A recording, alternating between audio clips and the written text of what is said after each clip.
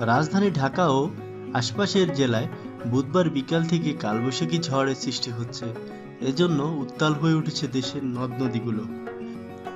বৈরী এ আবহাওয়ার কারণে ঢাকার সদরঘাট সহ দেশের উত্তর-মধ্যাঞ্চলের নদীবন্দরগুলোকে ২ নম্বর নৌ হুঁশিয়ারি সংকেত দেখিয়ে যেতে বলা হয়েছে। ঝড়ের কবলে পড়েছে বিমানও, নামতে পারেনি ঢাকায়, নামতে হয়েছে চট্টগ্রামে।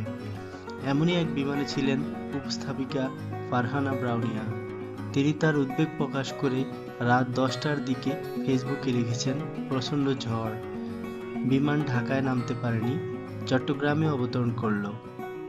প্রায় ২ ঘন্টা আকাশের কালো মেঘের মাঝে ঝিঁকুনি খেতে খেতে ভাবছিলাম সন্তান, স্বর্ণকুমারী আর ভালোবাসার মানুষের কথা।